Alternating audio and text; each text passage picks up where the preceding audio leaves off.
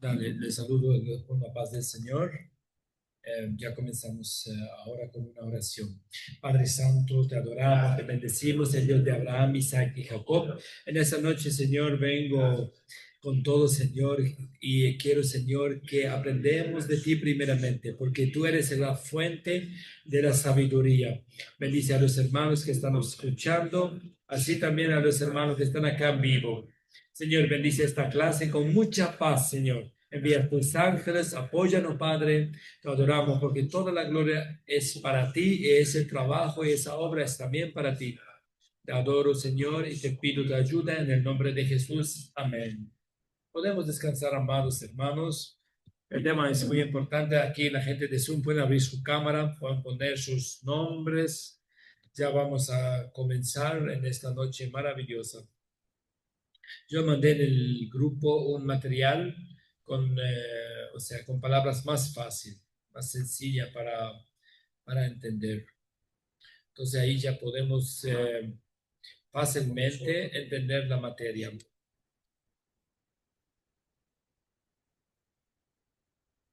Entonces el tema es homilética, el arte cómo hacer un sermón o cómo predicar. Dios ciertamente nos prepara para predicar.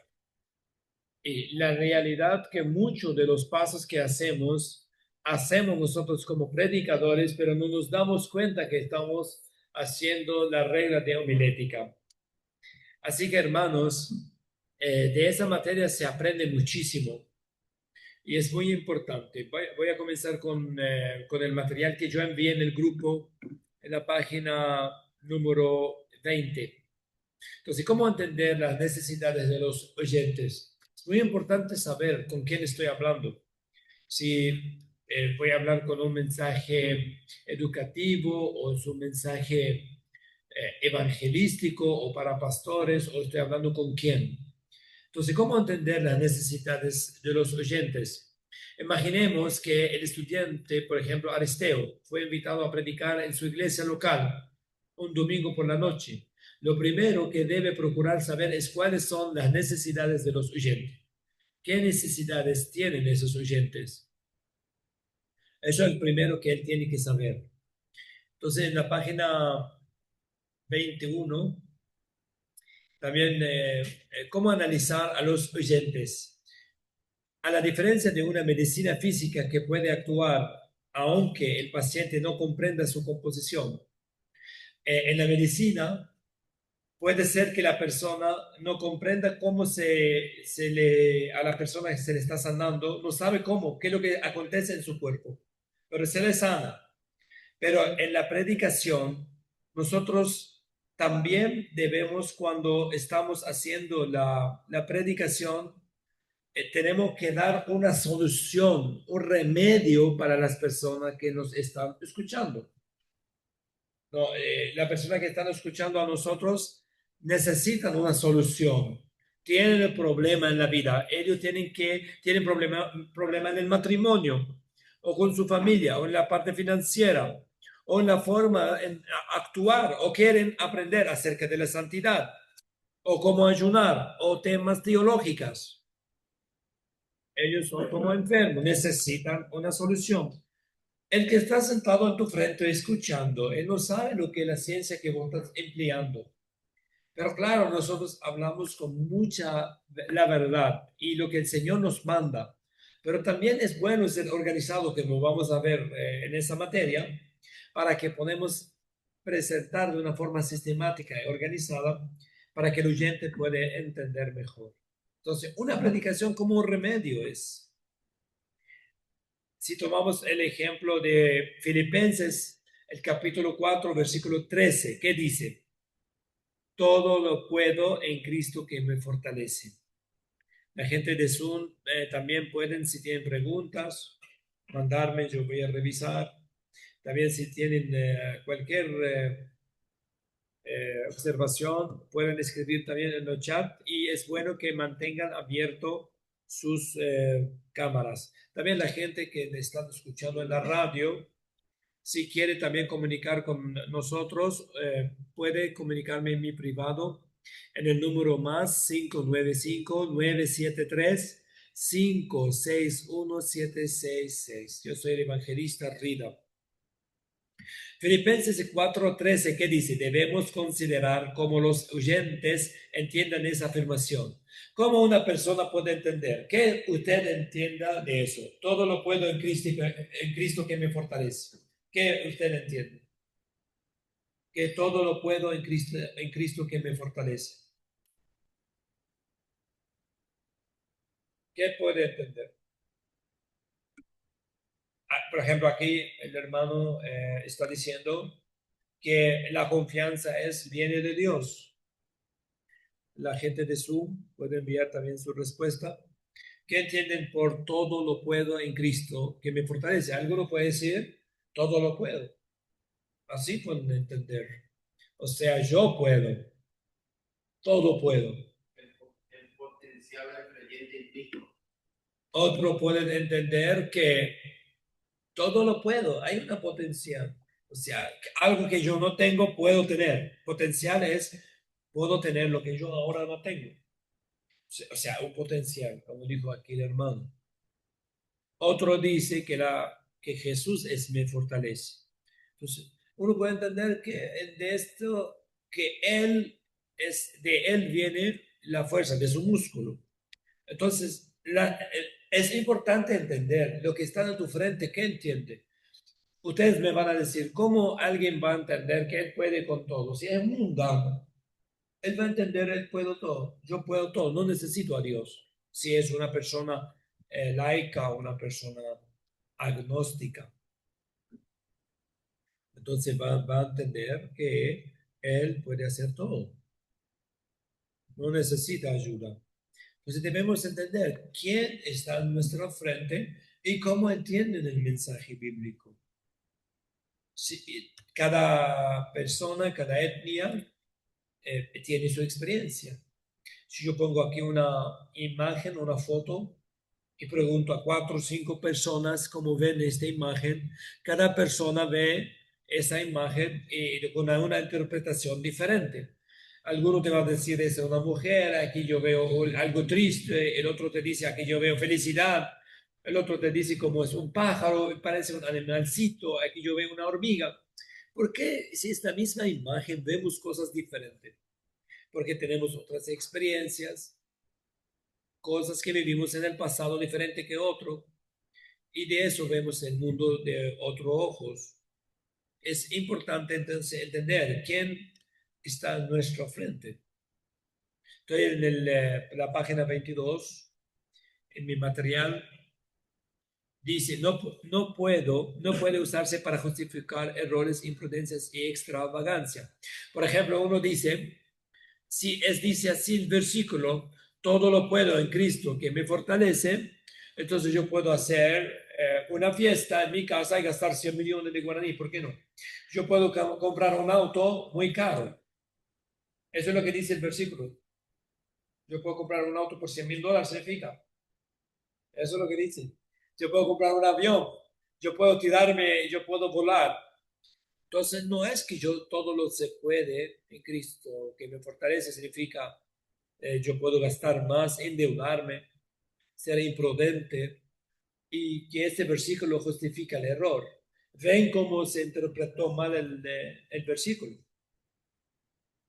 Un versículo de bendición ya es un versículo que mal interpretado. Entonces depende de lo que están escuchando, cómo entienden el versículo. El trabajo del predicador es aclarar, pasar las verdades bíblicas. ¿Cuál es la regla importante para que podamos exactamente entender lo que la Biblia dice?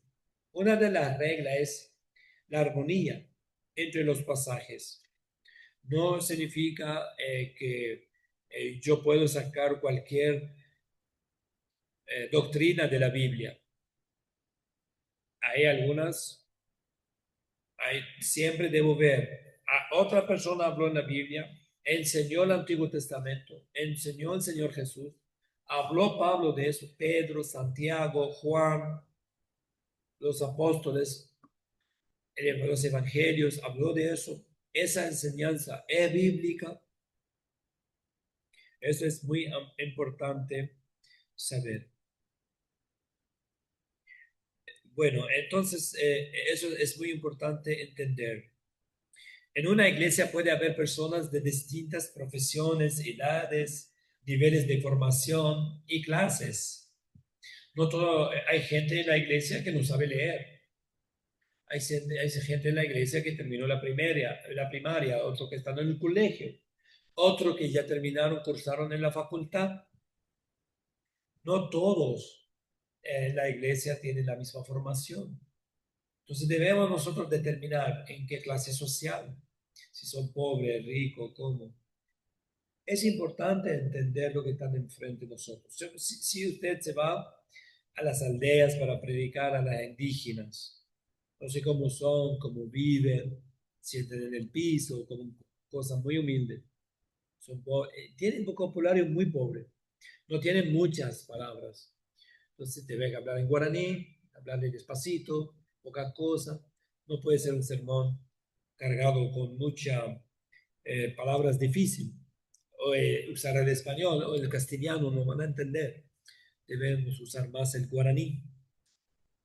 Y eso es la gracia. Dios te da la gracia para entender, hacer eso. Pero también la materia habla de eso. Conocimiento bíblico de los oyentes. ¿Cuánto entienden Biblia? Si se estás hablando acerca de la Trinidad, si esa persona va a saber qué es Trinidad, si estás en un culto, en un anexo, ¿saben qué significa Trinidad? ¿Entienden? ¿O no saben? Si dijiste alguna terminología bíblica, van a entender. Es importante cuánto ellos ya entienden la Biblia. Hay personas, nosotros muchas veces estamos enseñando gente pensando que ellos ya saben mucho de la Biblia, pero a veces la gente no sabe tanto, apenas, no sabe la Biblia, no lee mucho, no entiende mucho, o son nuevos convertidos. A unos nuevos convertidos no se le puede dar una predicación siempre, evangelismo nuevo, los primeros rendimientos, como es darle leche, como al bebé, comenzarle desde abajo. Es aunque una persona que es un doctor, por ejemplo, o un ingeniero, una persona que ya cursó en la facultad, si esa persona no es creyente, es bebé también. Yo conozco personas que son doctores, dicen que lean la Biblia y no entienden. ¿Por qué no? Porque eso es un doctor cristiano nominal, no se congrega, no tiene una vida con la iglesia. Entonces, por eso el Espíritu Santo no le está dando entendimiento. No entiende la Biblia. Y es un doctor. Aunque es un doctor, no significa Ahora que yo comienzo a predicarle muy profundo, aunque sea doctor. El doctor, si tiene 50 años y es un doctor, igual tiene que comenzar con cero. Mira el ejemplo de Nicodemos. Nicodemos era un doctor. El tipo es el más sabio de entre los judíos y es un maestro. Se fue junto a Jesús y Jesús le dijo solamente debes nacer de nuevo. O sea, él comenzó desde BBI, le dio leche y no entendió. Le dio BBI y era un doctor de la ley, enseñaba y no entendió.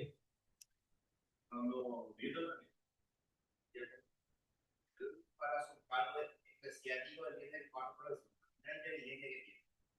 Pero él dijo que no sabía buscar una página de la Biblia ni entender.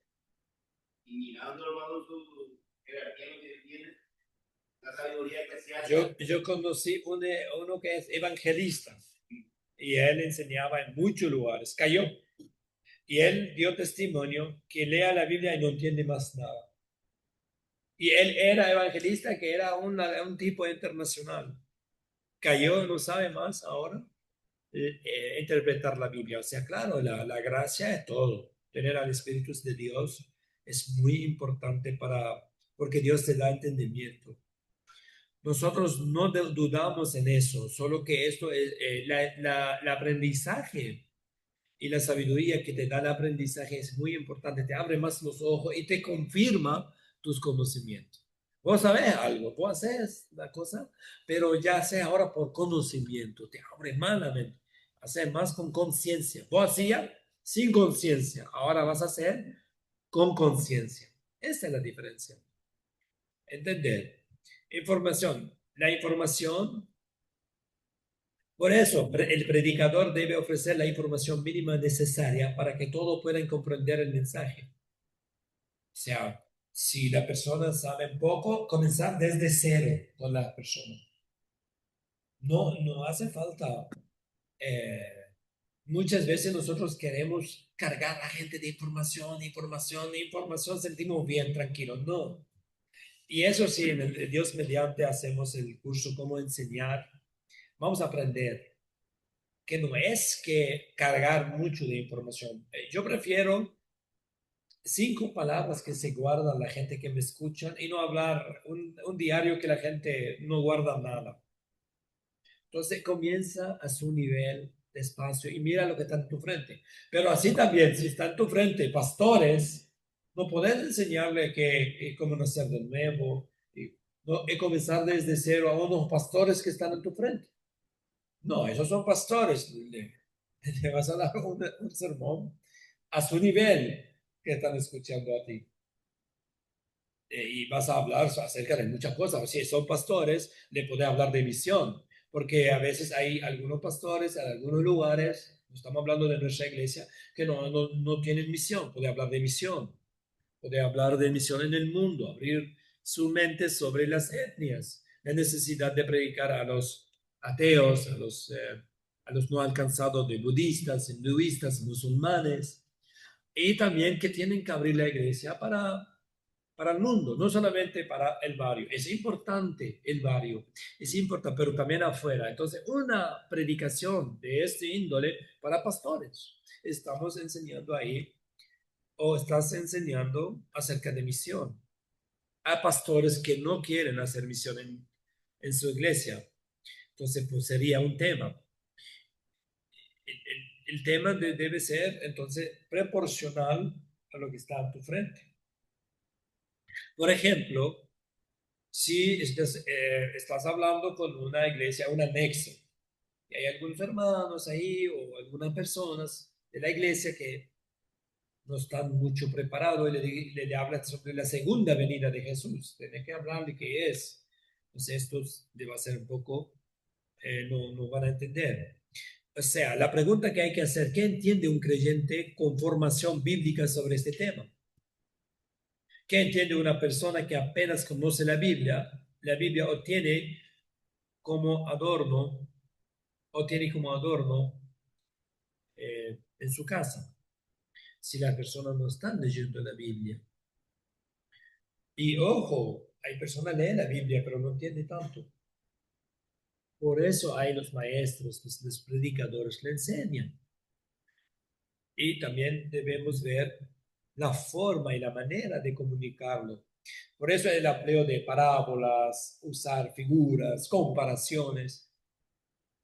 Sea creativo.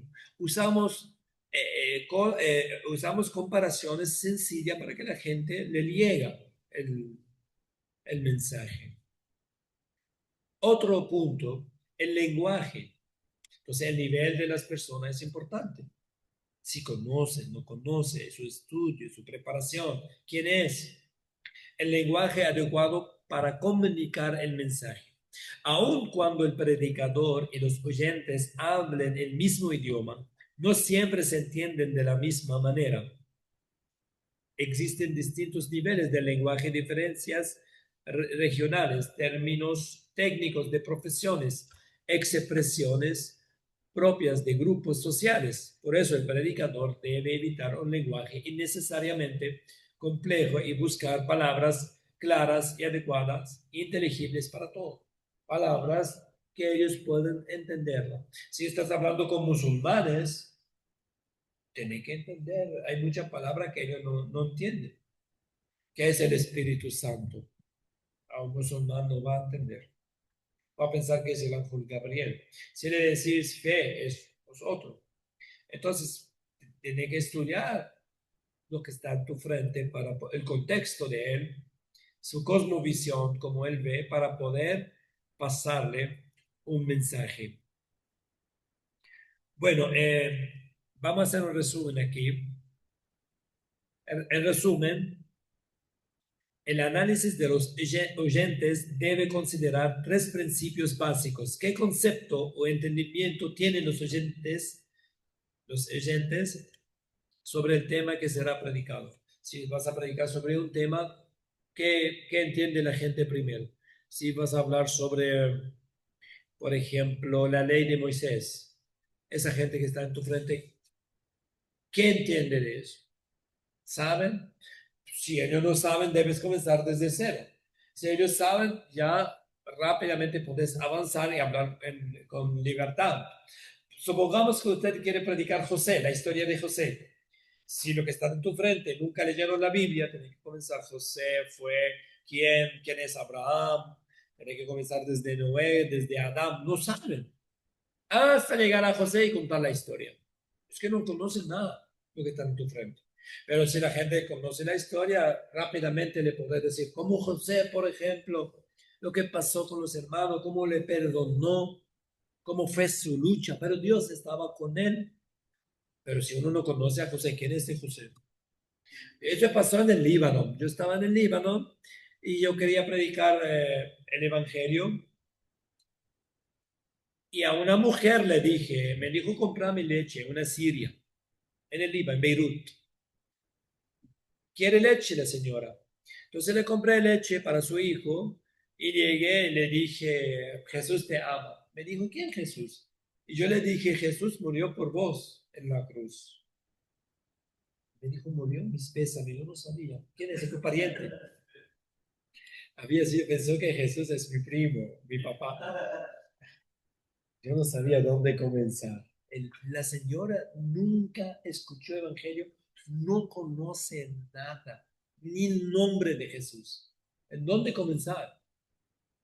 No tiene ni base, nada. Entonces es diferente. Yo le dije, Jesús te ama y murió en la cruz. ¿Quién Jesús? Ah, mis pesames, no sabía, perdóname. Quería ella consolarme. Pensó que mi papá Jesús. Entonces, la señora no sabía.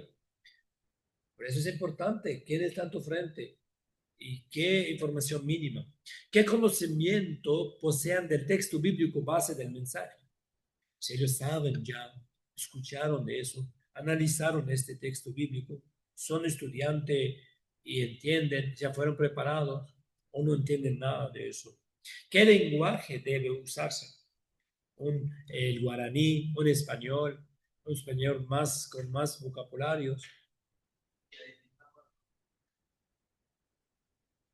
Por ejemplo, debemos predicar en guaraní a algunas personas y también a los árabes tienen que predicarle en árabe y, y, y saber cuál árabe le gusta y se entienden y que entienden de las palabras también que estás diciendo.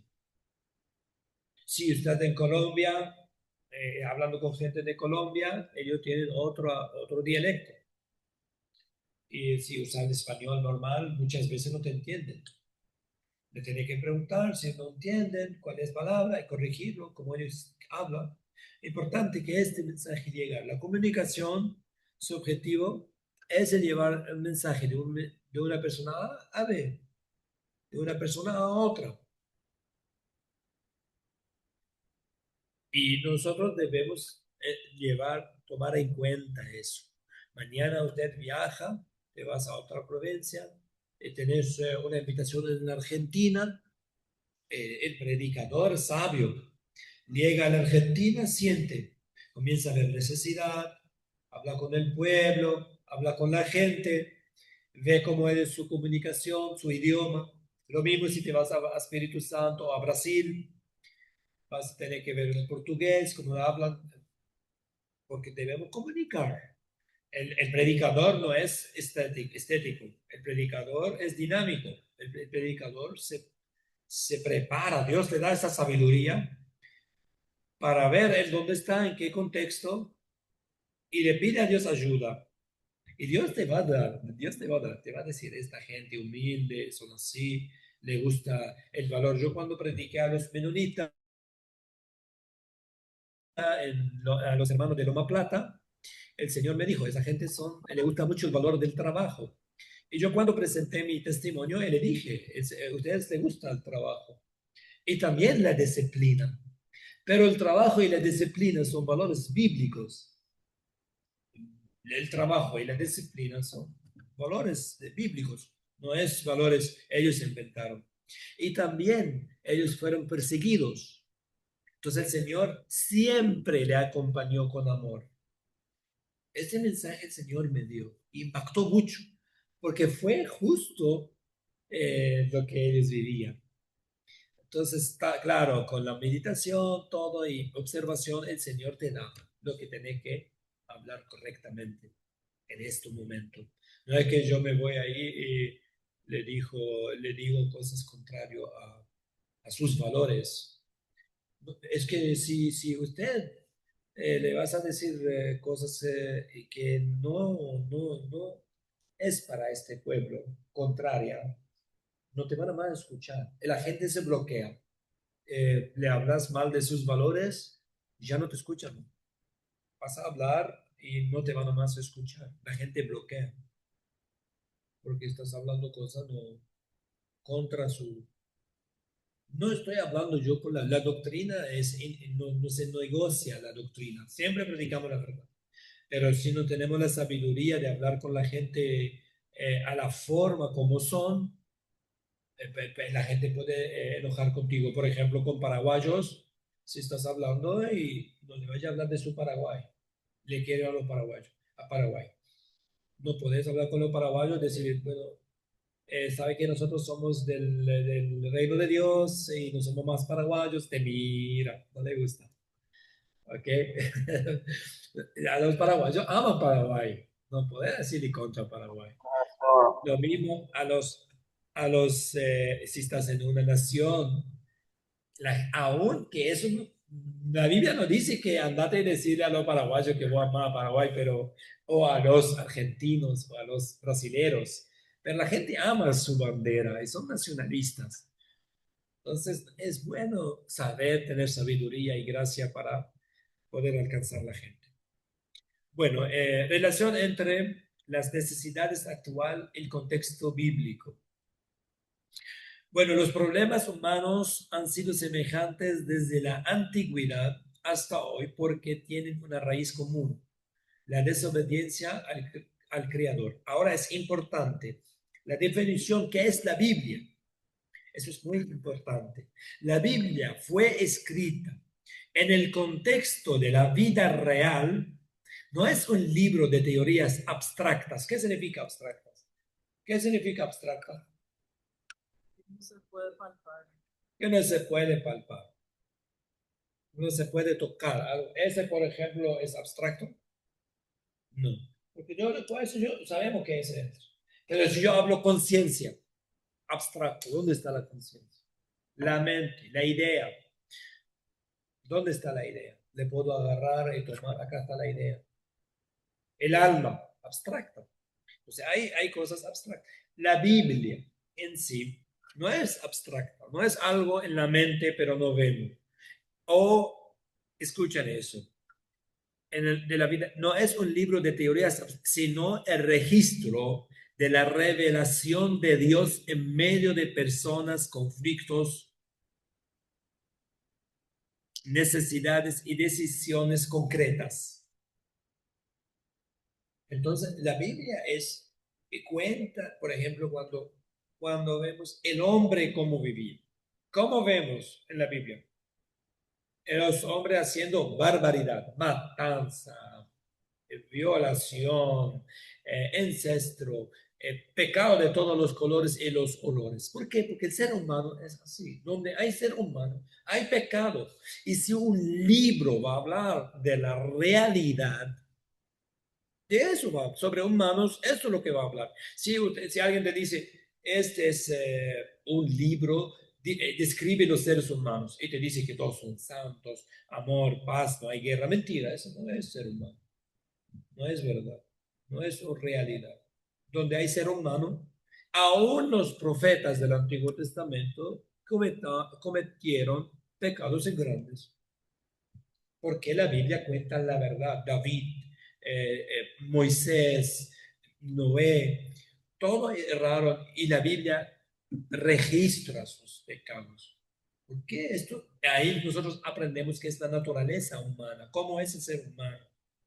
Y si es la Biblia, registra cómo es Dios, cómo es el testimonio de Dios. ¿Qué significa testimonio de Dios? Lo que hizo Dios. Es tu testimonio, lo que vos haces, lo que vos decís, lo que vos comportás o actuás, es el testimonio. Si la Biblia describe el testimonio de Dios y también las palabras de Dios y también el testimonio de los ángeles, de los demonios o los ángeles caídos o los demonios y de los seres humanos, entonces la Biblia es un libro real que da soluciones por parte de Dios a nuestra realidad. Si es la Biblia, de eso se trata, entonces puede darte soluciones, que es una solución real. La Biblia no es un libro imaginativo, es para colocar ahí, meditar, leer y cantar. No, es para vivir, para aprender de él. Se aprende directamente por las enseñanzas, mandatos, pero también se aprende de las historias. Eso es la importancia. Filipenses, el capítulo 1, versículo 12 hasta 26, por ejemplo, ¿alguien tiene? ¿Puede leer? Voy a leer yo directamente. Las cosas que me han sucedido han contribuido más bien al progreso del Evangelio. ¿Quién dijo eso? ¿En qué contexto? ¿Qué le pasó ahí a Pablo? ¿Por qué dijo eso?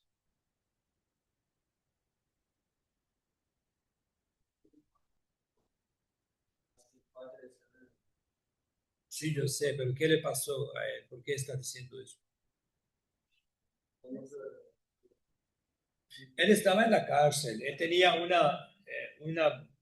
ahí en Roma, tenía una celda. Ellos le dieron un lugar como alquilado, o sea, con respeto. Y desde ahí él predicaba el Evangelio. Él trabajó mientras que él estaba encarcelado. Trabajó. O sea, ¿qué trabajó? O sea, evangelizó. Y cuando él aún está encarcelado, predicaba el Evangelio, él dio un testimonio a los hermanos que el Evangelio no se le puede parar aún es que esté la persona en la cárcel. ¿Qué significa esto? ¿Qué significa si yo puedo enseñar aunque estoy en la cárcel? ¿Qué significa eso? Libertad.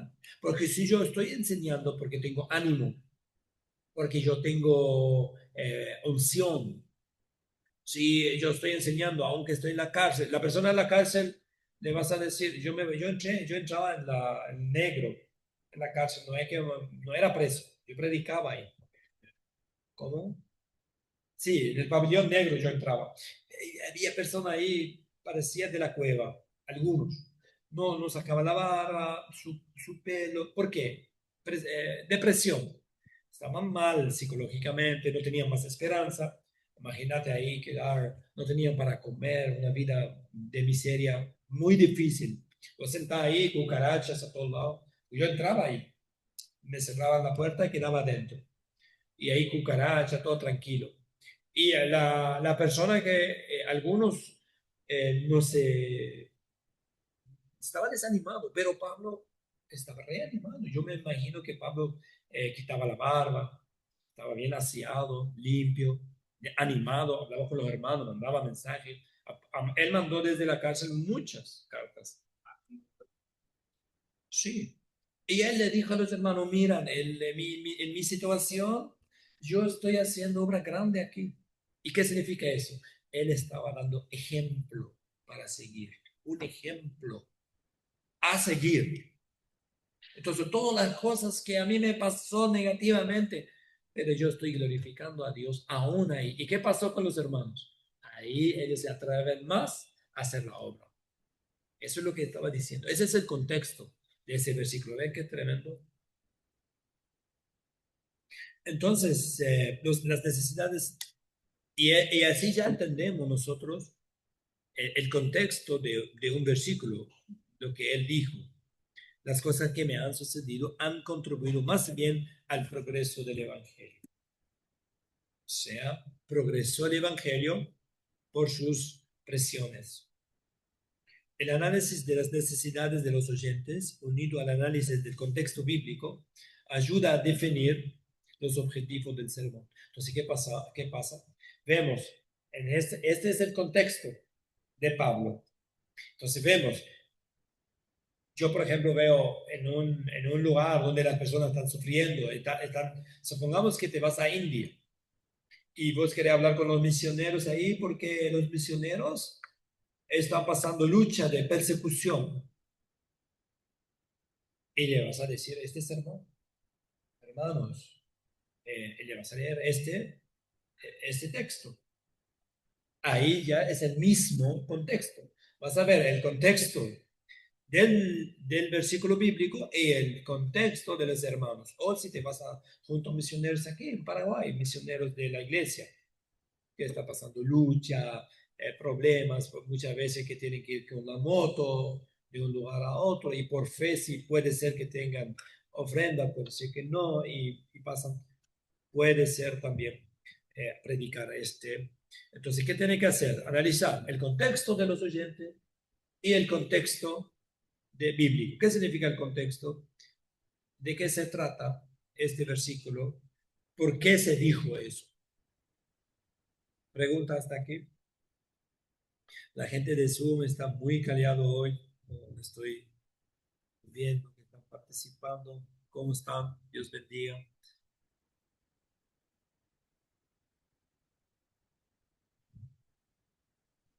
Bueno, vamos a resumir esta unidad hasta ahora de lo que ya dimos.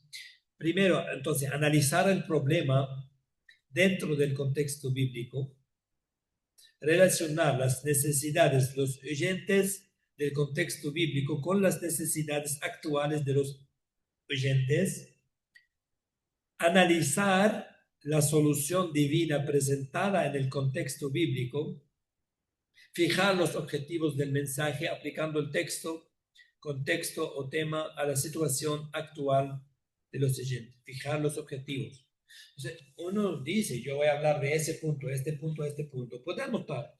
A veces, por ejemplo, el predicador no anota muchos puntos. No anota toda la información. Hace falta llevar un diario en su frente. Solo que el predicador lleva algunos puntos y de los puntos se acuerda mucho. Ya es suficiente. De los puntos se acuerda mucho. Importante que esté organizado su sermón. Introducción, desarrollo y conclusión. Y ahí vamos a ver cómo podemos hacerlo. Vamos a la aplicación en Marcos, el capítulo 6, versículo 30 a 44. Para ejercitar los 4 pasos anteriores, tomaremos como base el relato de Marcos, capítulo 6, versículo 30 a 44. Cuando el Señor Jesús dijo a los discípulos, dadles vosotros de comer. ¿Ustedes conocen este pasaje?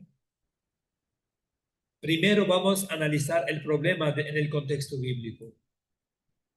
¿Cuánta necesidad había en ¿Qué pasó ahí? El Señor Jesús estaba predicando, la gente estaba enfrente a una multitud y la gente ¿qué tuvo? Y el motor de necesidad. ¿Cuáles son? Exactamente, y otro es un Amén. Tal cual. Había dos necesidades. La gente tenía hambre y la gente, pero primero tenían el hambre que el hambre espiritual. La verdad, la gente no pidió comer. Eso es tremendo. La gente no le pidieron al Señor, queremos comer, tenemos hambre. No, nadie le dijo.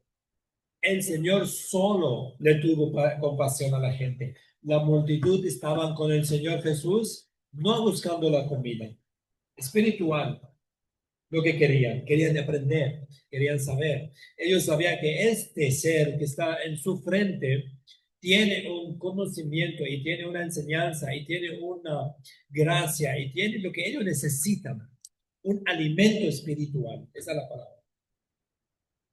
No querían y también después el Señor Jesús descubrió que hay un problema que estamos de qué hablando ahora, del contexto bíblico. No, no, no. Ahora vamos a relacionar las necesidades bíblicas con las necesidades actuales. Por ejemplo, en el contexto bíblico, la multitud necesitaba alimento espiritual por medio de la palabra de Dios y el alimento físico para satisfacer su hambre. Hoy, por ejemplo, los oyentes también necesitan saciar su hambre espiritual mediante el mensaje divino y aprender a confiar en Dios para sus necesidades básicas. Tenemos que confiar en Dios para las necesidades básicas y también la gente hoy tiene esa necesidad. Ahora, analizar la solución divina en el contexto bíblico. Jesús se compadeció de la multitud, les enseñó la palabra de Dios y luego alimentó a más de 5,000 personas mediante la multiplicación de los 5 panes y 2 peces. Eso es lo que solucionó. ¿Cómo solucionó Jesús el problema? Multiplicó el pan y peces. Así solucionó Jesús. Es el tercer punto. Fijaros ahora los objetivos del mensaje. ¿Cómo hacemos? Al final del mensaje, los oyentes deben ser capaces de comprender la enseñanza central del pasaje, responder con una actitud concreta de fe, servicio y dependencia de Dios. Es el objetivo. ¿Qué es lo que tenemos de un pasaje como ese? ¿Cuál es el objetivo? Entonces, la persona tiene que tener más fe en Dios, que Dios multiplica con poco, servicio, dependencia de Dios. ¿Por qué servicio? ¿Qué tiene que ver el servicio? Porque el Señor Jesús le dijo a ellos, dadles ustedes a comer. Él no les dio. Pero miran en este pasaje que la multitud estaba descansando. Esto parece a un salmo en el Antiguo Testamento. El Señor es mi pastor, dando el pasto, el mismo. A esto alude o indica el texto. El Señor es mi pastor, el descanso de la multitud y darle la palabra. Pero espiritualmente y físicamente, ¿qué quiere decir? El Señor pide poco de la gente, pero confiando en Él, que Él tiene el poder de multiplicar lo poco que tenemos. Siempre los proyectos en la iglesia se comienza con muy poco. Hacemos un proyecto que comienza por 100,000 y 200,000, terminamos con 100 millones y 200 millones. Y ese es el 100,000 que comenzó y 50,000 es el peces.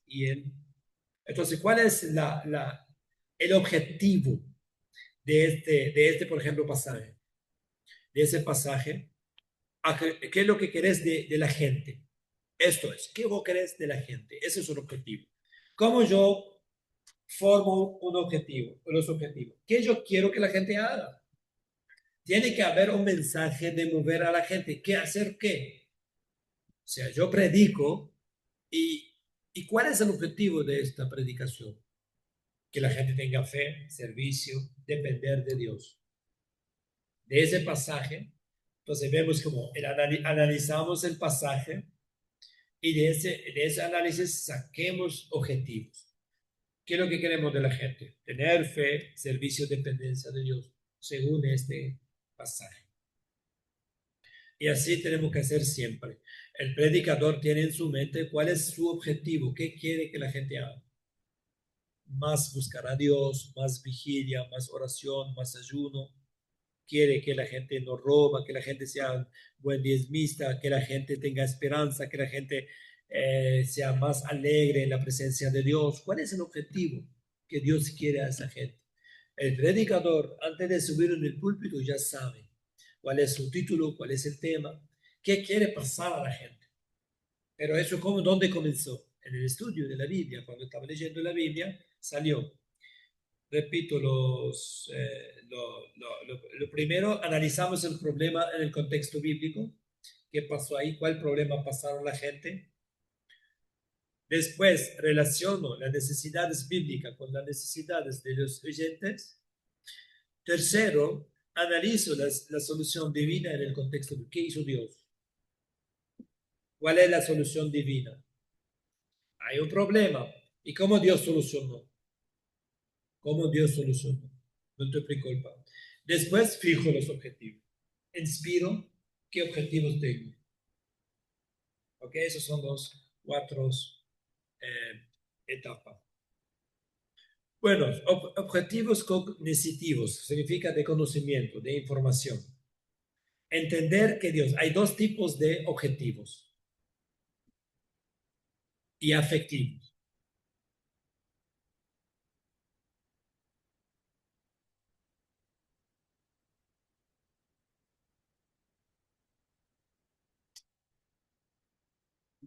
Amén. Tal cual. Entonces, lo cognitivo, entender que Dios es el proveedor. La información, saber, información. Por ejemplo, entender que el Señor es el proveedor de todas las necesidades básicas. Comprender que el Señor Jesús es el pan que descendió del cielo para alimentar el alma. Ejemplo. Entonces, el objetivo es de información. El otro afectivo viene de afecto, de sentimiento. Tomar la decisión, asumir el compromiso, confiar en las bendiciones celestiales. Por eso cuando uno predica, entonces, ¿cuánto tipo de objetivo hay? Dos, de información, pasar información a la gente, que la gente entiende información, informarse. Segundo, tomar compromiso.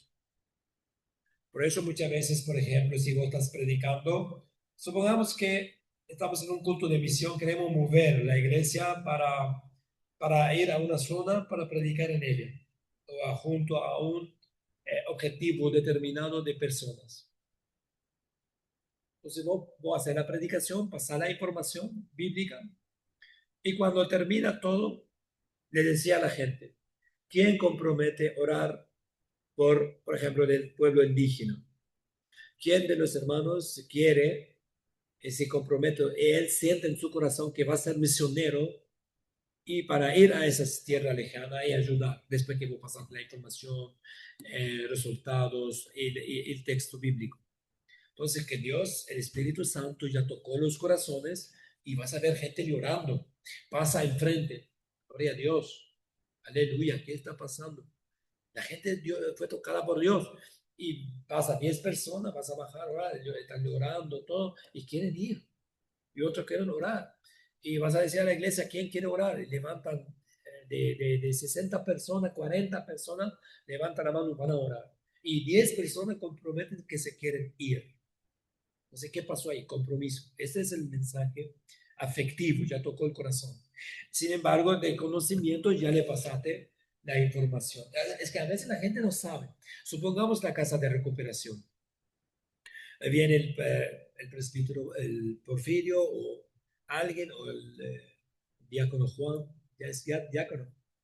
A ver, el diácono Juan y habla de la casa de recuperación. Dice, tenemos 60 ahora y vos sabés que el hermano fulano ya se casó y comienza a contar testimonio. Viene otro también, cuenta testimonio. Dios me ayudó, ahora ya dejé la droga y ahora estoy trabajando. A eso están informando.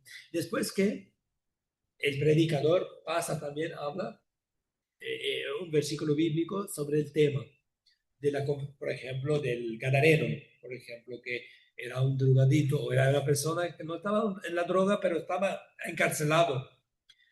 Y entonces también. Y después decía la gente, ¿quién quiere ayudar a la casa de recuperación? Ahí la gente ya sabe la lucha ahí que está pasando. También tienen el texto bíblico, toman decisión.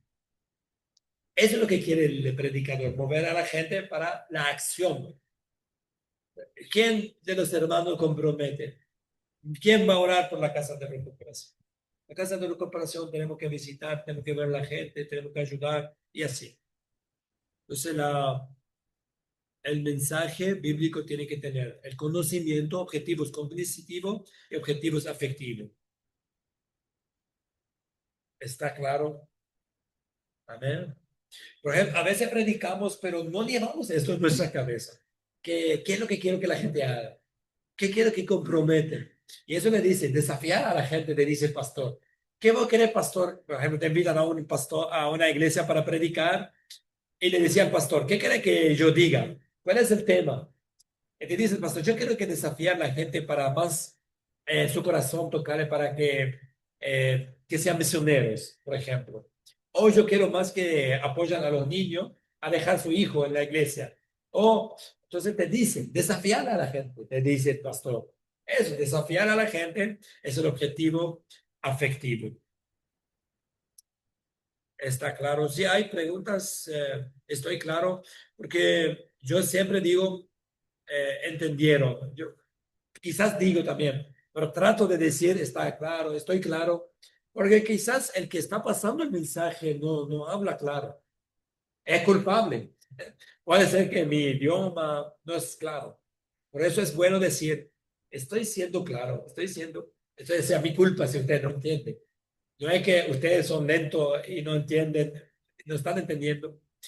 El problema no es de ustedes, el problema está en mí. Cuando el predicador dice, o el maestro, o la persona, el profesor, dice, eh, estoy siendo claro, está diciendo que él es el culpable.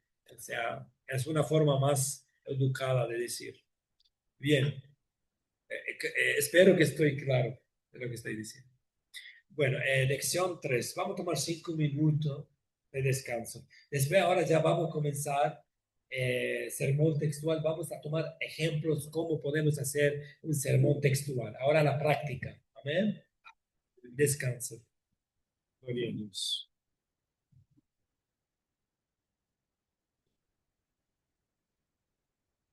Bueno, ¿cómo iniciar o preparar un sermón?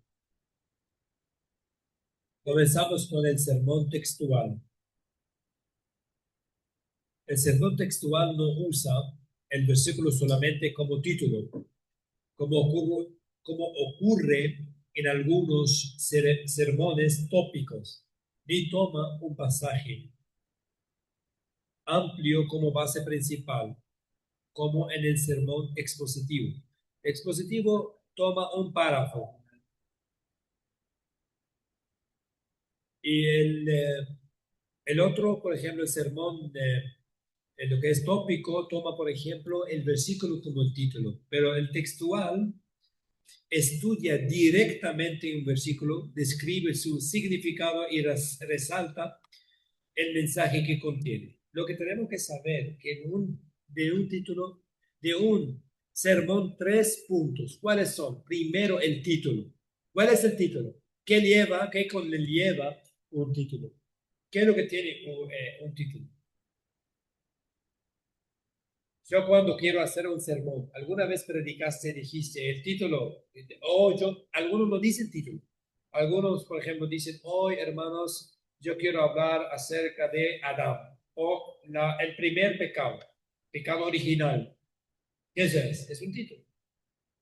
Vos no dijiste título, pero vos decís, yo hoy quiero hablar acerca del amor de Dios. Y ya pusiste un título, el amor de Dios. No nos damos cuenta, pero colocamos título. ¿Qué es el título? Es la idea principal. Anota si quiere o guarda. Segundo, ¿qué vamos a tener? Necesitar la idea principal. Ya tenemos la idea principal. Tenemos que dividir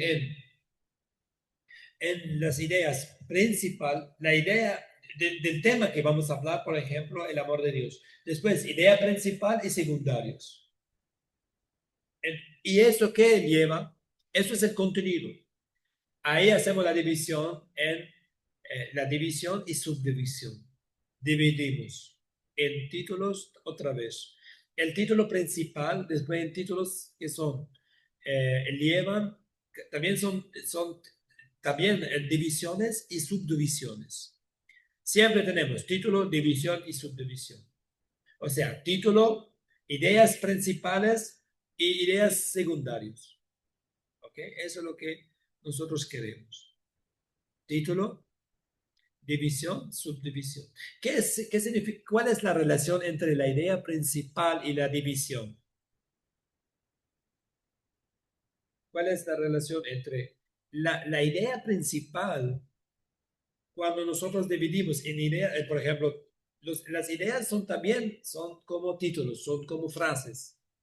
Supongamos que vamos a hablar de la salvación y decimos la salvación para los gentiles, las salvaciones para los creyentes. Mantener, o sea, ya, ¿qué hacemos? ¿Cuál es el título? La salvación. Después yo hice división entre la salvación de los gentiles, salvaciones de los creyentes. ¿Qué yo hice? Lo que yo hice una división. División. Entonces, la división organiza las ideas principales y las ideas secundarias. Las ideas secundarias, cuando se organizan, ¿cómo se llaman? Subdivisión. Y las ideas principales, cuando se organizan, ¿cómo se llaman?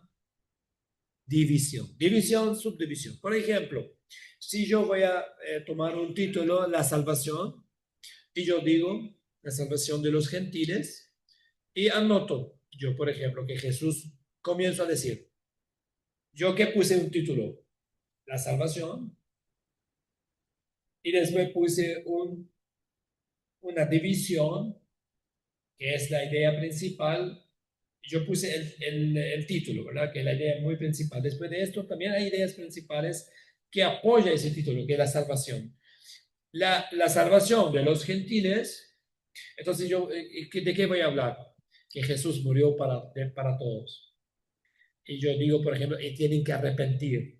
¿Qué estoy haciendo? Subdivisión del primer título, que es la salvación de los gentiles. ¿Ven? Entonces, ¿qué es división, subdivisión, idea principal, idea secundaria? Idea principal, ideas secundarias, ideas principales, lo que vas a escribir primero. Si vas a hablar de un tema, vas a salir contigo ideas principales. De esas ideas principales, de cada idea principal sale ideas secundarias. Y cuando vas a comenzar a escribir esto, se llama división, subdivisión. Los nombres de, o sea, organizar las ideas se llama división, subdivisión. ¿Ya? Cerca.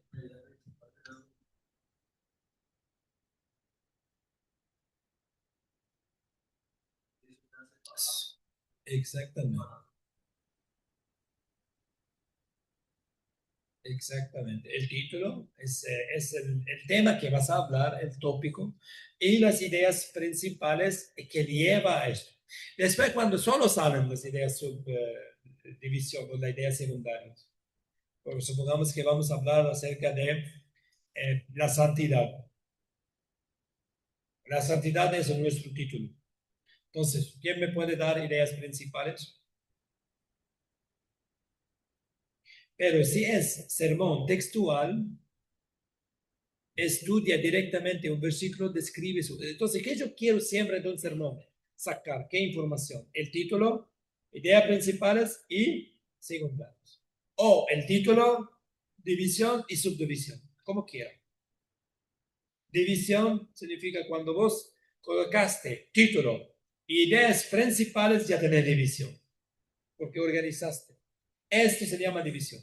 Y cuando agarraste, tú pusiste el título y las ideas principales y pusiste las ideas secundarias de cada idea principal, pues ya hiciste la subdivisión. ¿Qué queremos de cada sermón? Que sea textual, tópico o cualquier tipo de sermón, lo que queremos esas tres etapas, ¿ya? Eso es lo que queremos llegar. Y lo que vamos ahora a aprender cómo llegar a eso. ¿Okay? De cada tipo de sermón. Sermón textual. Entonces, ¿qué estudia? Estudia un versículo. Ahora, ¿yo qué necesito? Siempre, ¿qué pienso? ¿Yo qué necesito? Necesito primero título y ¿qué más? División, subdivisión. O ideas principales y secundarias. Lo mismo.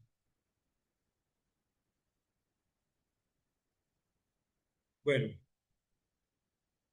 No todos los versículos contienen suficiente desarrollo. Todos los versículos sirven para hacer una predicación. Todos los títulos.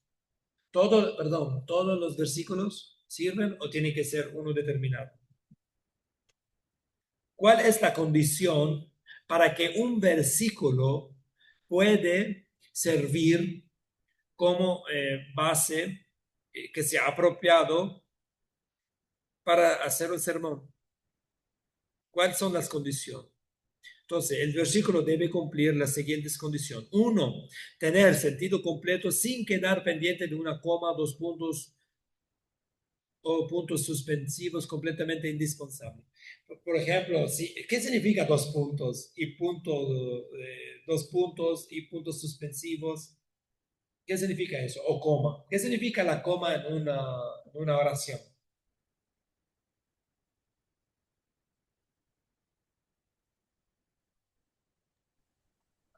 Pausa sería lo de Sí, la coma adentro de una oración. ¿Qué significa una oración? Son un conjunto de palabras que tienen verbo, sustantivo, sujeto y complemento, directo o indirecto. Pero tiene que tener un verbo. Esa es ya una oración. Cuando vos tenés una frase que tiene verbo, una proposición, también le llamamos oración, porque si no tiene verbo, ¿cómo se llama? Expresión. Bueno, entonces, ¿qué sucede?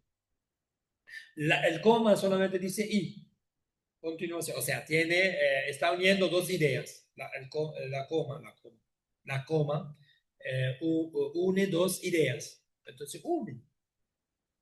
No puedo yo tomar antes de la coma y después de la coma, ese no es una frase, no es un versículo, el versículo tiene que terminar con un punto, dos puntos no termina un versículo, porque dos puntos significa alguien está hablando o alguien está explicando, hay más continuación. O sea, tiene que ser un versículo independiente, uno. Hay que respetar la coma, claro. Entonces tiene que tener un sentido completo y tiene que contener un mensaje importante. Tiene que ser importante, no tiene que ser algo que no tiene mucha importancia. La Biblia es importante, pero si vos le cortás la Biblia en versículos, puede haber un versículo que necesita ayuda de otro, o sea, no tiene idea completa. Por eso este versículo que vamos a elegir tiene que tener un mensaje completo, importante tiene que ser. Presentar un mensaje que responda también a la necesidad del oyente. O sea, el versículo tiene que ser un versículo completo, que tiene un sentido completo y que tiene que ver con la gente que le vas a decir. O sea, tiene que ver con los oyentes, responde a las necesidades de los oyentes. Bueno, ¿qué vamos a hacer? Mira, ahora ya vamos a aprender. Ahí vamos a entrar en los detalles. Podemos extraer el mensaje de un versículo de dos maneras principales. ¿Cómo podemos sacar el mensaje del versículo? De dos maneras. Dos maneras hay. La primera manera, usar las palabras del propio versículo. En este método se identifica la idea central del texto, ¿se acuerdan? Idea central, queremos, y secundario. Y se organizan las divisiones a partir de las palabras o expresiones más significativas del versículo. En el propio versículo vas a sacar las palabras y de ahí vas a formando las ideas centrales. Del mismo versículo vas a usar. O sea, ¿qué significa el sermón textual? Si alguien me puede decir. Textual, un texto completo que tiene un sentido importante, eso significa textual.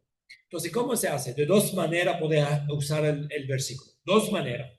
Tomar las palabras o las expresiones, dice expresiones, dice, o sea, sin verbo, igual, o verbo o palabras más significativo del versículo, del propio versículo.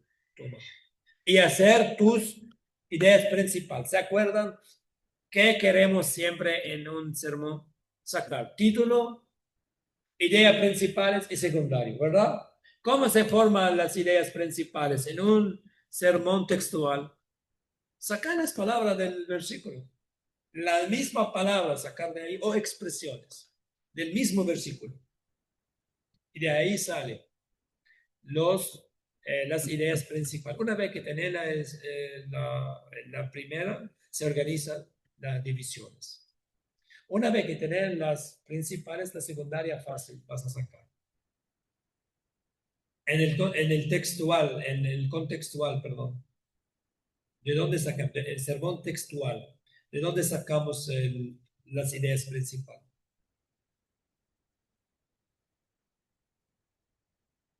Del mismo versículo. De las palabras o expresiones del versículo. Acuerden siempre, cuando vos estás enfrente de una predicación, vos necesitas siempre título, ideas principales, ideas secundarias. Cuando tenés esos tres, ya tenés división y subdivisión. Ya organizaste. Eso es lo que siempre tenés que pensar. Yo necesito título. Si vos estás predicando, vas a predicar un solo versículo, que es el sermón textual, ¿de dónde vas a sacar tus ideas principales? Del mismo versículo, las palabras o expresiones del mismo. Expresión significa alguna palabra sin verbo. ¿Ya? Palabras o conjunto de palabras del mismo versículo. No tengan miedo, vamos a ver ejemplos. Por ejemplo, Oseas, el capítulo 4, versículo 1 a 3. Entonces, podemos poner el título, Razones del desagrado de Dios. ¿Quieren leer Oseas? Vamos a leerlo. Leen, por favor, alguien, Oseas, el capítulo 4, el versículo 1 a 3.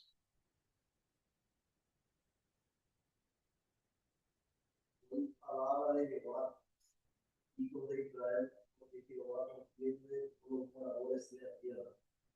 Hay verdad ni misericordia ni conocimiento de Dios en la tierra. Perjurar, mentir, matar, hurtar y adulterar prevalecen y homicidio tras homicidio se sucede.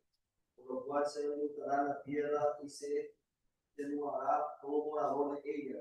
La bestia del campo y las aves del cielo y algunos peces del mar morirán. Amén.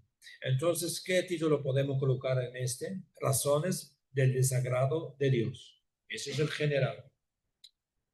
El primer idea principal, desagrado por falta de sinceridad. ¿Está la palabra sinceridad en el versículo?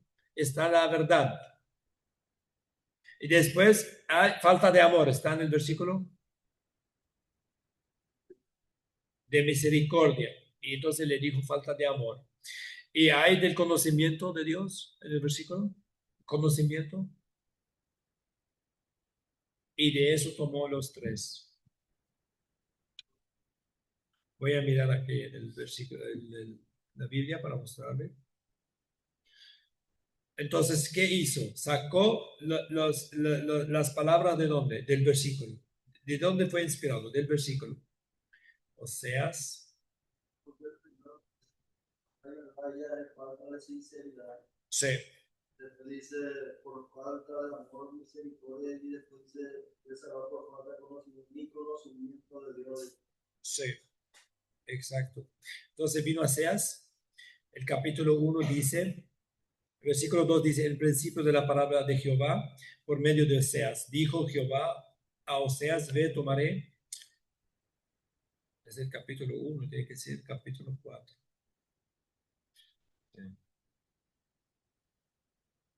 Entonces, ¿de dónde saquemos las ideas principales? Del mismo versículo. Porque no hay verdad, dice, ni misericordia, ni conocimiento de Dios. ¿Ok? Entonces, ¿qué podemos decir? Desagrado por falta de... Sí, vamos a poner la misma. Por falta de, primero, misericordia, de la verdad. Desagrado de Dios por falta de misericordia y desagrado de Dios por falta de conocimiento. ¿Ven de dónde sacamos las palabras? Del mismo versículo. Ok, seguramente aquí en mi material, tienen otra versión de la Biblia. Entonces, del mismo versículo sacan las ideas principales. Sacó la palabra sinceridad, amor, conocimiento. Esto es predicar un solo versículo. Que alguno lea un solo versículo, pero no aplica eso. Esa es una manera. Hay otra manera. Vamos a la otra manera. Quizás le gusta más. Usar una palabra, pero de acción. ¿Qué significa una palabra de acción? Verbo. ¿Ustedes saben la diferencia entre verbo y sustantivo? Por ejemplo, caminar es un verbo, pero una casa es un sustantivo. La casa no camina, pero caminar es un verbo. Por ejemplo, actuar, hablar, son verbos, tienen acción. Entonces, usar una palabra de acción dentro del versículo. En ese método se identifica un verbo o palabra clave, puede ser también, que expresa acción y desafío para los oyentes. A partir de esa palabra se formulan preguntas, cuyas respuestas ayudan a construir el título y la división principal del sermón. Siempre eso es lo que a vos te interesa, a nosotros me interesa, que es la división principal y el título. Cuando yo tengo las divisiones principales, ¿qué hago?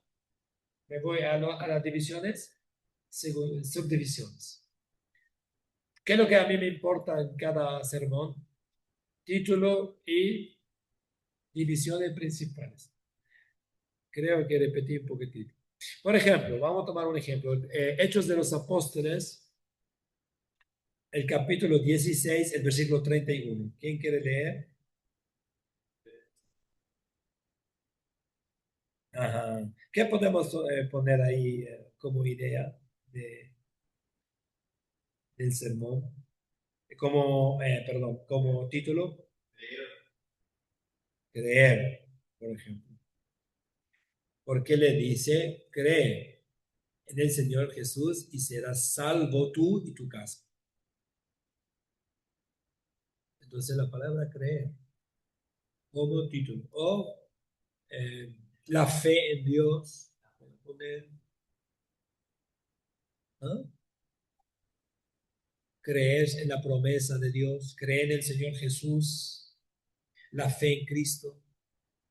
Y serás tú y tu casa. Y su consecuencia puede ser título. Entonces, de poder también tomar una sola palabra como palabra clave, creer. Entonces, ¿cuántas palabras? Y creer es que es un verbo. Creer. ¿Sí? Entonces, ahora vamos a ver cómo vamos a llegar a los otros.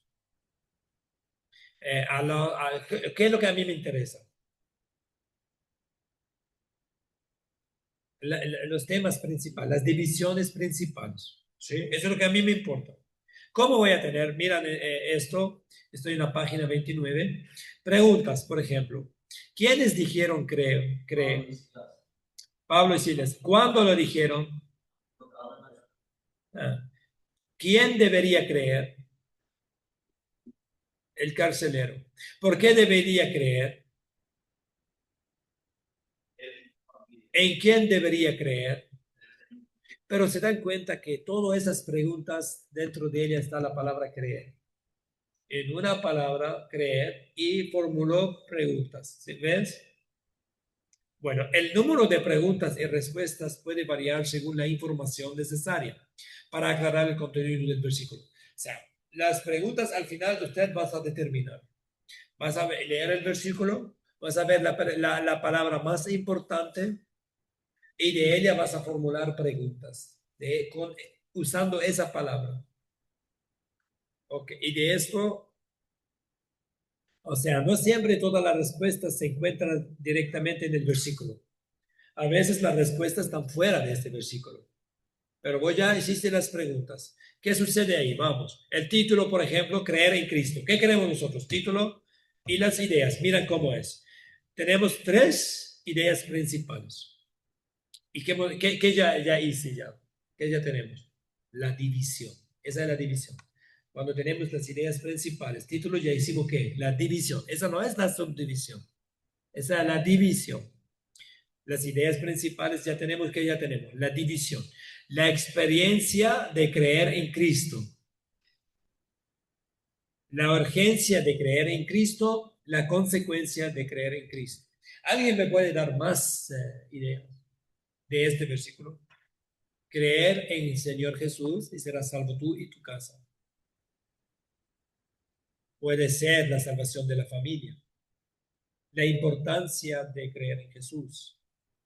Acá hablo de experiencia, de urgencia, porque era rápido. El carcelero o el guardia fue sorprendida, fue de repente. Esos son algunos títulos que puso el autor, pero usted puede, dame a alguien que me dé más ideas. La importancia de creer en Jesús. La gente de WhatsApp, de Zoom, perdón. A ver, acá parece que tengo varios. La importancia de creer, dice Brigido Bogado. Jorge Gavi dice promesa de Dios para confiar. Yuri dice. No, tiene que usar, Judy, debes usar creer, la palabra creer, porque tenemos que elegir. Por ejemplo, ahora ya usamos una palabra importante que es creer, Judy. Entonces, en tu idea principal debes emplear esa palabra, creer, por ejemplo, en este caso. Entonces, cuando usted tiene un versículo, vas a elegir una palabra muy importante de este versículo de acción o una palabra importante en general. Y de ella vas a formular preguntas. Una vez que ya respondiste las preguntas formuladas con esa palabra, vas a dar cuenta que es muy importante y después vas a tener las idea principal o formular el bosquejo. Entonces debes emplear creer. Aquí tenemos promesa de Dios para creer, dice. Pero tiene que ver, por ejemplo, Yuri con el contexto de lo que pasó. Acuérdense que ahí Pedro y Sila entraron en la cárcel. Sí, entonces tiene que ver el contexto. Decime, hermano. La salvación es en creer en Cristo. Pero cuidado, ¿no? Que no sea también uno principal. Tiene que ser principal, pero que no repetir el título. Ok, conviene creer en Dios en ese último tiempo. Una pregunta. Bueno, una vez de Jorge Cavi. Gracias, hermano de Zoom, por sus aportes. ¿Alguien más está diciendo algo? La necesidad de creer en Cristo. Bueno, ya tenemos, una vez que ya tenemos, no hace falta hacer 50, ¿verdad? 1, 2, 3. Y vamos ahora, por ejemplo, tomar uno. ¿Qué dijiste, hermano, el último?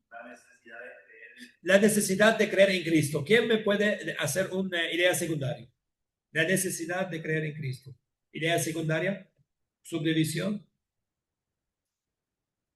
que hay la muerte, viene. Si la persona está en pecado, ¿qué pasa con él?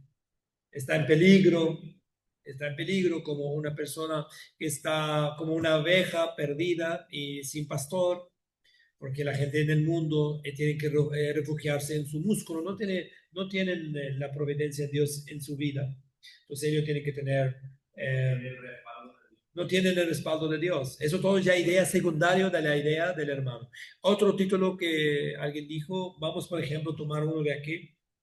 Promesa de Dios para creer, ¿qué podemos secundario? Sí, la promesa de Dios en creer comienza origen de la promesa de Dios, porque habló aquí de la promesa, o sea, origen, donde comenzó. ¿Qué es la promesa de Dios en creer? O sea, siempre cuando vos pones la idea principal, ya es fácil la subdivisión. Fácil. Una vez que ya tenés los títulos principales, fácil la división. Porque las divisiones vos demostrás el título. Tenemos título, tenemos ideas principales y cada idea principales necesitamos vamos más a hacer. Vamos a intentar también gente de Zoom, ayúdame. La experiencia de creer en Cristo. Yo necesito, según el contexto de este es el 16, Hechos de los Apóstoles, el capítulo 16, versículo 31. Estoy con muy poco tiempo para terminar. Bueno, entonces, si tomamos la experiencia de creer en Cristo, yo quiero ahora subdivisión. El que sabe, levanta la mano. Idea secundaria de la experiencia de creer en Cristo.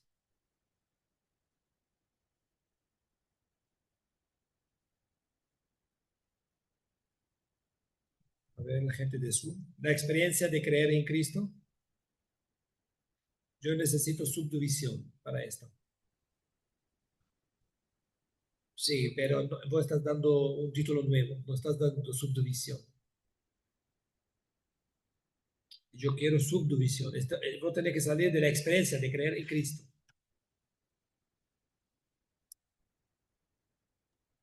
Podemos dar otro ejemplo. Por ejemplo, la experiencia de otra persona, de Sila.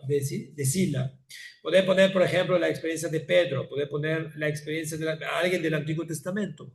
Por ejemplo, del Antiguo Testamento, puedes también colocar gente que creyó, como Abraham o otro, Job. Entonces, esa es una experiencia de creer en Cristo, puede poner subdivisiones, pero tiene que llevar al título, que es la experiencia de creer en Cristo. Vamos a otro, la urgencia de creer en Cristo. ¿Alguien que me da una subdivisión? La urgencia de creer en Cristo. Aquí estoy viendo. Aquí, por ejemplo, recibirás, dice, la salvación, cambio de vida, transformación de vida. Hermano de Zoom, yo necesito subdivisión del título, la consecuencia de creer en Cristo. Subdivisión. La consecuencia de creer en Cristo. No, la consecuencia de creer en Cristo. Ahora yo quiero subdivisión. Quiero contar entonces. Sería como ventajas, desventajas, podría ser. Siempre cuando nosotros tenemos idea principal, las ideas secundarias tienen que llevar a la idea principal. Por ejemplo, la consecuencia de creer en Cristo. ¿Qué subdivisión podemos poner? La consecuencia de seguir a Cristo sería Sí, por ejemplo, vas a poner la consecuencia de creer en Cristo. ¿Qué vamos a poner? Yo quiero que ustedes digan, yo ya tengo respuesta. No sirve si yo le digo. No le quiero pasar. la paz. Lo que yo quiero que aprendamos a hacer título, división y subdivisión.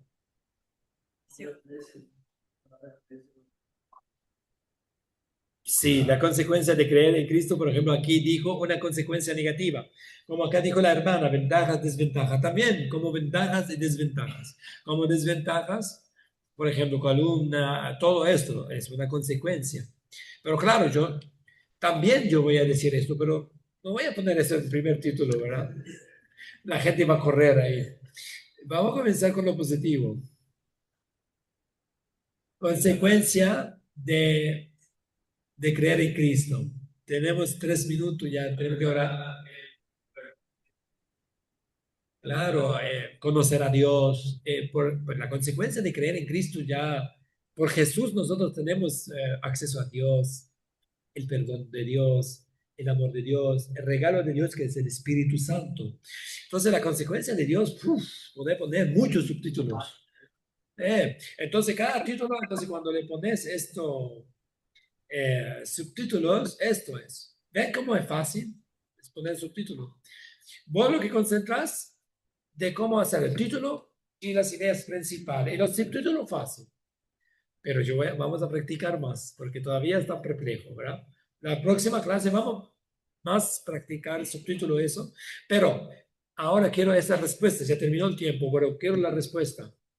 Cuando tenemos un sermón textual, ¿de dónde sacamos las ideas principales? ¿No? Del texto, pero ¿cómo? ¿Pero cómo? Del texto, del mismo versículo, pero ¿cómo? ¿Qué hacemos?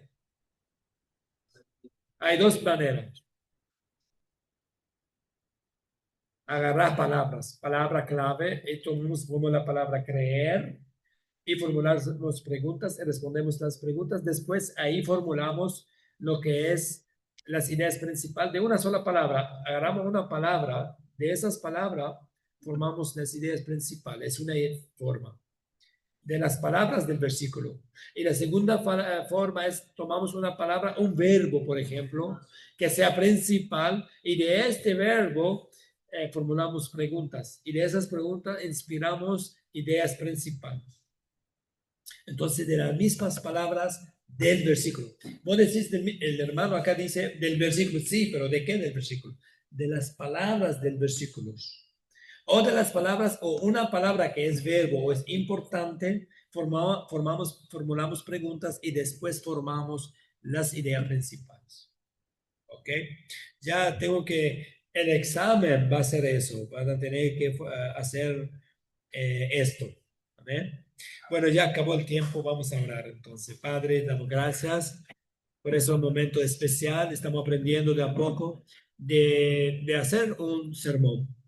Título, ideas principales y secundarios, división y subdivisión. Son cosas muy básicas, pero es importante pues, que dominamos esto, que yo sé que el Señor tú nos usa y nos da la sabiduría y siempre en nuestro sermón tenemos esto, pero a veces no sabemos qué estamos usando. Pero es bueno, Señor, que nos preparemos y que tu iglesia entienda cada vez más tu voluntad. Gracias, Señor, por esos momentos especiales. Bendice a los hermanos que están escuchando en la radio, en Zoom. También, Señor, los que están aquí presencial. Bendice tu iglesia en general, Padre, y danos, Señor, esos conocimientos y bendice este ministerio de Patus y cada uno que está ayudando aún fuera de este ministerio. Dios bendice a todos en el nombre de Jesús. Amén. Podemos levantar nuestras manos hacia arriba. El gran amor de Dios, la gracia del Señor y Salvador Jesucristo, la comunión del Espíritu Santo sean con todos nosotros. La iglesia dice, amén.